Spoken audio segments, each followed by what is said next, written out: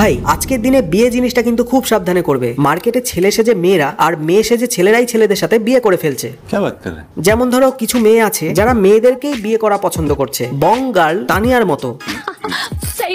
আবার কিছু ছেলে আছে যাদের লেবুর থেকে কলা বেশি পছন্দ। আরে যেই কলা সামনে দিয়ে খাওয়া যায় না সেই কলা ভাই। আমার মনে একটা প্রশ্ন আছে, ওই রুমের দাম কি এখন এতটাই বেড়ে গেছে যে হোটেল ভাড়া না করে ঠাপাঠাপির জন্য বিয়ে করার নামে 10 দিন একসাথে থেকে 11 দিনের মাথায় বলছে আরে এটা তো প্র্যাঙ্ক ছিল। এটা একটা সোশ্যাল এক্সপেরিমেন্ট ছিল, আমরা আসলেই বিয়ে করিনি। তোমার বাড়ির লোক চুতিয়া হতে পারে কিন্তু আমরা নই। আমরা সব জানি কিসের জন্য বিয়ের প্র্যাঙ্ক গুলো এত করা হয়। ঠাপাঠাপির জন্য বিয়ে করা, তারপর মন ভরে গেলেই প্র্যাঙ্ক ছিল বলে বিয়ে থেকে মুক্তি। তেজস্বী লোক হ্যায় আমার পাস। আবার কিছু পাবলিক তো এমনও দেখা যাচ্ছে বিয়ের ভিডিওতে ভিউজ বেশি হয় বলে নিজের বরকেই 10 বার বিয়ে করে ফেলছে। আবার 11 বারের বার ডিভোর্স দিয়ে আবার বিয়ের এপিসোড শুরু। আরে ভাই এদেরকে কেউ বল, সিরিয়ালের ছিটিয়ালদের মতো ইউটিউবের দর্শকরা ছিটিয়াল নয়, এখানকার ভিউয়ার্সরা সব এক একটা লেজেন্ড। সেটা বড় কথা নয়। কারো আবার বর যদি না থাকে বেস্ট ফ্রেন্ডকেই বিয়ে করার প্র্যাঙ্ক করছে। আমি মনে করি কোন দিন না নিজের বাপকেই বিয়ে করে বলে বসে আরে এটা তো প্র্যাঙ্ক ছিল। বাঙালি কি বিয়ে করা ছাড়া কিছু বোঝে না? এরা তো ভিউজের চক্করে সবকিছুই করতে পারে দেখছি। লজ্জা লাগে, লাগারই কথা। এই দেখো বিয়ের প্র্যাঙ্ক করেই 5 লাখ সাবস্ক্রাইবার বানিয়ে ফেলেছে। এই পচা মেয়ে সাজ তাড়াতাড়ি, আজকে বাড়া তোকে বিয়ে করব। এই বাড়া তুই আমার পেছন মারবি? আরে মানে বিয়ের প্র্যাঙ্ক শুট করব। ও আচ্ছা।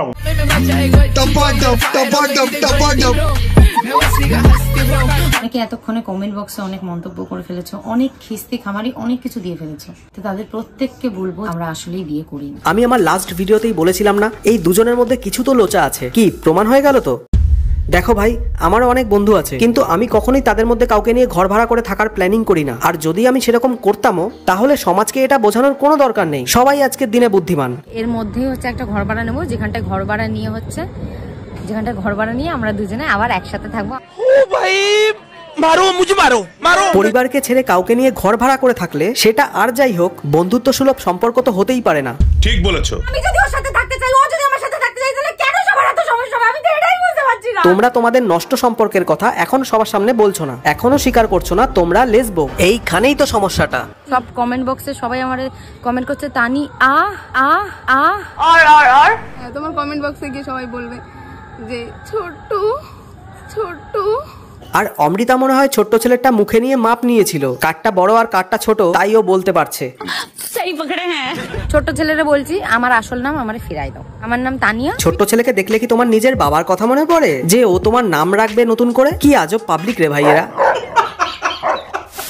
ভিডিওর প্রথমেই যে বলেছিলাম এই বিয়ে জিনিসটা কিন্তু একটু বুঝে শুনে করো ভাই, কেননা বিয়ে নামক এই জিনিসটা নিয়ে আমার কিন্তু অনেক ভয় আছে। কেননা এখন ম্যাক্সিমাম কেসে দেখা যাচ্ছে বিয়ের পর মেয়েরা তাদের বরকে খুন করে ফেলছে, তাও আবার তার এক্স বয়ফ্রেন্ডের সাথে মিলে। প্রেমিকের সঙ্গে মিলে স্বামীকে খুনের অভিযোগ। হাওড়ার লিলুয়ার ঘটনায় ব্যাপক উত্তেজনা। স্বামী সঞ্জয় হাজরাকে প্রেমিক বিরজু দাসের সঙ্গে মিলে খুন। পাকড়াও নিহতের স্ত্রী ও তার প্রেমিক। বিবাহ বহির্ভূত সম্পর্কের জের। ঘটনার কথা জানাজানি হতেই স্বামীকে খুনের অভিযোগ। এবার ভাই যাকে দেখাবো এরকম জিনিস হয়তো আগে তোমরা দেখোনি কখনো। মেয়ে নিজেই জানে না তার বাচ্চার বাবাকে। বিধির বিধান উপেক্ষা করে দুই প্রেমিকের সাথেই গোপনের সম্পর্ক চালিয়ে গেছেন। ফলে বাস্তব জীবনে ঘটে যাওয়া ফাতেমার গল্প সিনেমাকেও হার মানিয়েছে। গর্ভধারিণী মায়ের মুখেই অবাক করা প্রশ্ন, সন্তান তুমি কার? অর্থাৎ ফাতেমা নিজেই জানে না তার সন্তানের বাবাকে। জি বাচ্চাটা, এই বাচ্চার বাবা বলতে পারি না। এই বাচ্চা কোথা থেকে আসলো? আসছে জেন থেকে। একটু যদি বলতেন। আসছে আমার প্যারে আসছে তো না। কিভাবে আসলো বলতে পারি না।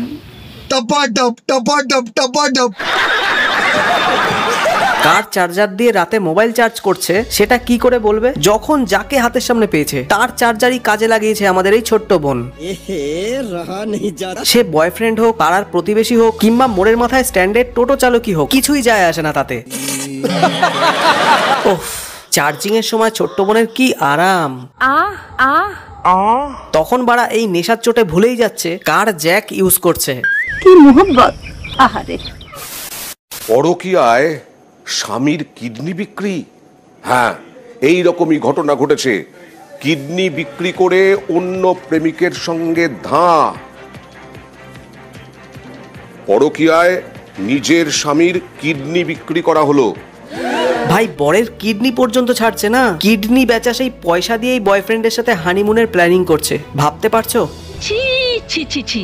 বিশ্বাস করো ভাই, এটা যখন থেকে দেখেছি না, আমি প্রতিজ্ঞা করে ফেলেছি বাড়া বিয়ে আমি জীবনে করছি না। साला किडनी निकाल लिया है बे। বিয়ে করা টোটালি ক্যান্সেল। আরে ভাই, তোদের যদি এতই প্রেম ভালোবাসা থাকে তাহলে বয়ফ্রেন্ডকে ছেড়ে অন্য ছেলেকে কেন বিয়ে করিস? ছোট থেকে কত অবহেলার মধ্যে একটা ছেলে বড় হয় জানিস? কত ঝড় বৃষ্টি, কষ্ট, অবহেলা, রিজেকশন পেরিয়ে একটা ছেলে নিজের পায়ে দাঁড়ায়, টাকা পয়সা সঞ্চয় করে নিজের পরিবারের ভালোর জন্য। সেখানে কিছু টাকার লোভে মেয়েরা তাদের বয়ফ্রেন্ডকে ছেড়ে অন্য ছেলেকে বিয়ে করে, আর পরে সেই নিরপরাধী ছেলেটাকেই প্রাণের বিসর্জন দিতে হয়। নিশ্চয়ই খারাপ লাগে, এখনকার মেয়েরা তো ল্যাংটায় ঘুরে। শুধু এই জন্যই ভাই আমার বিয়ের প্রতি ইচ্ছেই মরে গেছে। আমি তো জীবনে আর বিয়ে করছি না।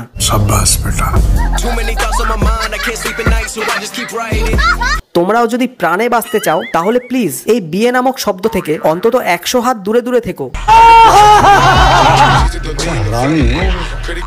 তো এই বলেই আজকে আমার ভিডিওটা শেষ করছি। ভিডিওটা তোমাদের কেমন লেগেছে কমেন্ট করে জানাতে ভুলো না। নিচে লাইক ডিসলাইকেরও অপশন আছে, করে যেতে পারো। আর যদি মনে করো আমার প্রতিটা ভিডিও তুমি আগামী দিনেও দেখতে চাও, তাহলে তো এক্ষুনি তোমাকে নিচে সাবস্ক্রাইব বোতামটা প্রেস করে নোটিফিকেশনটা অল করে নিতে হবে ভাই। তাহলে আজকের মতো ভিডিওটা এখানেই শেষ করছি। দেখা হচ্ছে খুব তাড়াতাড়ি নতুন একটা টপিক নিয়ে। ততক্ষণের জন্য সবাইকে বাই।